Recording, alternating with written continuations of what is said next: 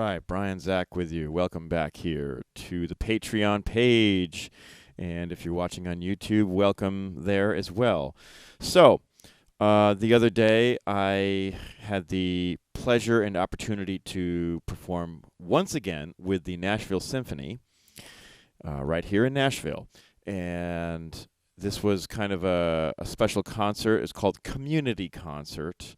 And it featured a whole slew of various numbers, and even finished off with I believe an unplanned / unannounced version of Star Wars, the theme from Star Wars, which, mind you, was just incredible to sit on stage and listen to that piece be played by John Williams, of course, the big theme from Star Wars, as we all know.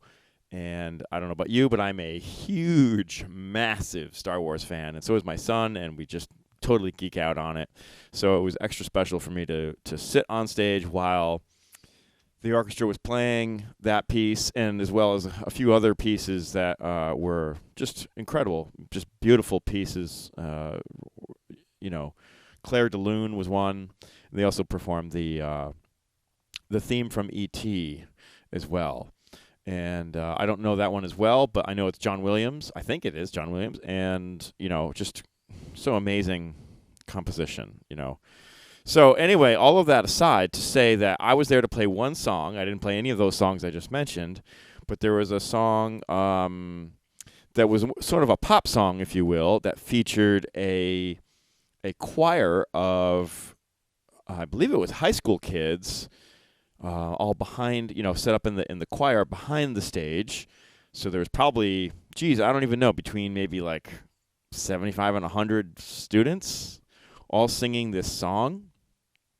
And I got my part. I didn't really know anything about the song. I knew the title and who it was by, so I just kind of YouTubed it the day of the rehearsal. Well, actually, was it the day? Yeah, the morning of the rehearsal, which was also the day of the gig.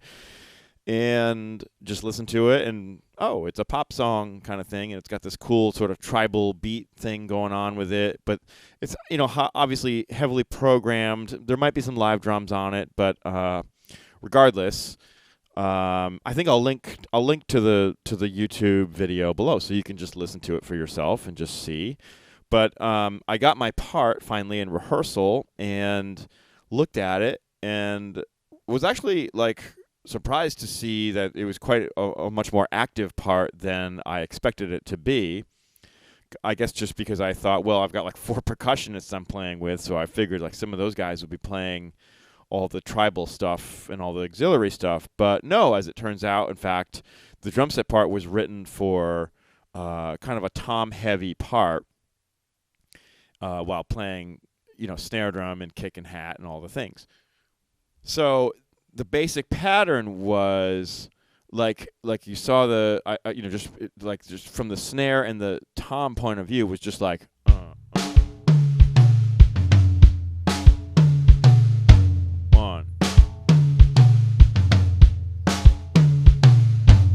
all while keeping the hi-hat going on eighth notes.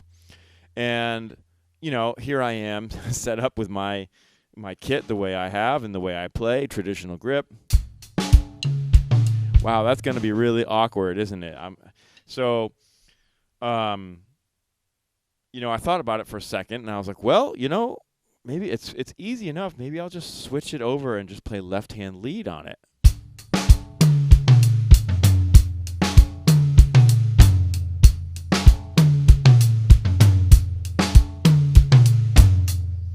There we go. So problem solved, right?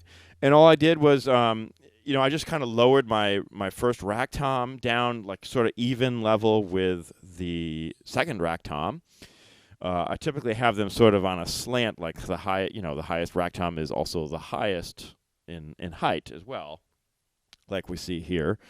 But I just made them level, and it just made a lot of sense. I had I brought a little splash cymbal, and so we rehearsed it twice through, and for the first time, I think almost ever, I didn't have a giant wall of plexiglass around me, and they didn't mic the drums at all either on this one. and they had forewarned me on that. Not that that was a bad thing at all. It was just, it is what it is, and they just wanted to keep things simple, I think. So, after the rehearsal, we played it through twice. And the second time I got started getting a little more comfortable with it, and, I was messing around with some things and just like throwing some things in there and just kind of making the bass player and the guitar player smile. And then, coming off the stage, I got the note that, it might be a little bit loud, maybe just dial it back a little bit. And I was like, oh, okay.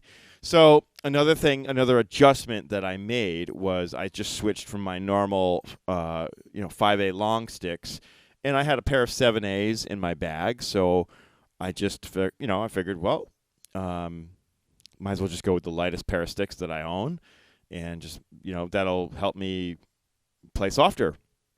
And during the show, I did just that, and I just was very careful as to, not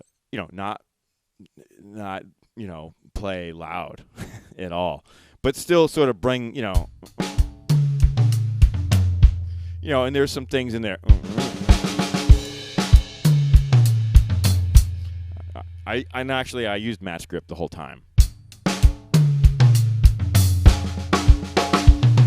So, I played some fills and things in there and just kind of added a few little things to spice it up a little bit, so it wasn't just so, generic kind of here's the beat kind of thing, and now we start and now we stop, which I think everybody appreciated. I got a few looks from the bass player in the show, and, he was smiling, and, it was a lot of fun. But I just wanted to, make a quick video about it. Like how I made these adjustments, and how sometimes on the gig you have to be malleable. You have to think about, you have to make some choices. You have to decide, for instance, with the part, it's like, okay, I've got this hi-hat part with the eighths, and then, trying to move around the kit. I thought, well, geez, if I had brought my X hat, I could have used an X hat.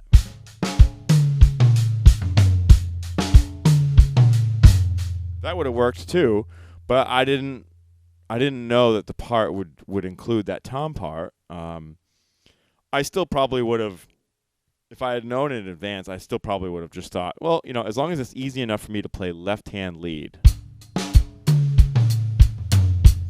So I think it's a great idea for everyone watching this, for you drummers, to really shed a little bit on some left-hand lead stuff. I think it's great. It's a great thing to learn and to just get at least semi-comfortable with it.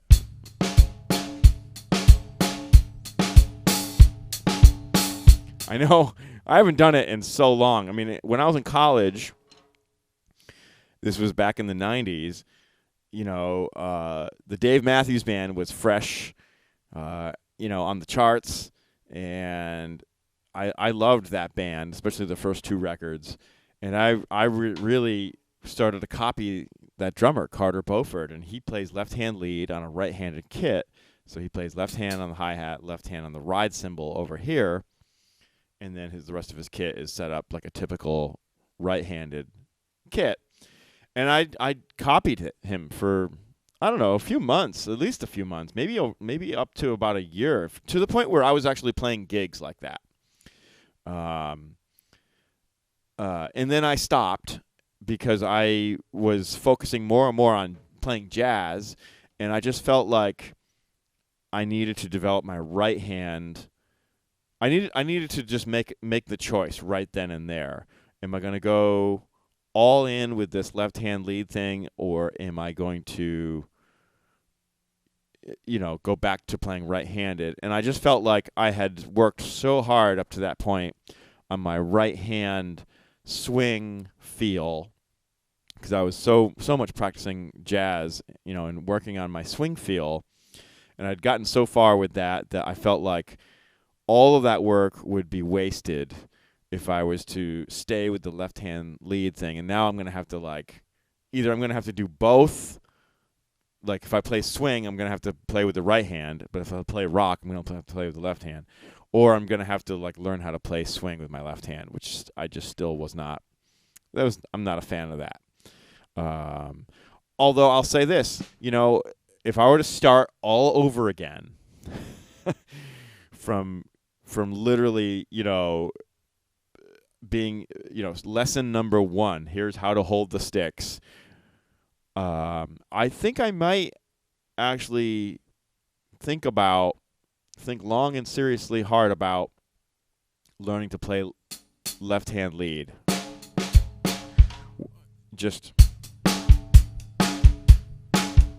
because it's match grip, it's easier to learn, and you still know how to play a right-handed kit, so that way you can go and sit in at jam sessions and stuff and not be completely like turned around like a left-handed player would be. I am actually left-handed on a lot of things, so like I throw a ball with my left hand. I'm left-footed. If I play baseball, I swing a bat with lefty style. I golf lefty style. Like I do a lot of things lefty. I don't know why, but then like I write with my right hand. I eat with my right hand typically. So I'm kind of mixed up in that way. And certain things like on the drums, like when I play a flam, I usually play a left flam because that just feels more natural to me than a right flam. I don't know why, but again, I'm just sort of, I'm not ambidextrous by any means, but I just feel like I'm just sort of more mixed up than anything. So, anyway, all of that to say, it's interesting to think back to like, your first time sitting at the drum kit and how would I set up my drums and how would I decide to play knowing everything that I know now is all I'm saying. So it's an interesting thought. Anyway, I'll leave you with that. That's the lesson for today. Just, when you get a part and you see the part and you realize, oh, I got to make some changes here. It's great to be versatile and just have some skills to, if you need to play left-hand lead for a song, all good. I didn't have any problem with doing that. And I think a lesser player or somebody who hadn't spent any time developing the left-hand lead concept, if you will, would have really struggled with that pattern because they would have been, even if they play match grip, they would have still been like crossed up pretty much the whole song. Like that's just, you're here the whole time. Like that's not a good look and it's not comfortable either. That's much better. There we go. Put it in the books. That's it for today, and see you on the next lesson.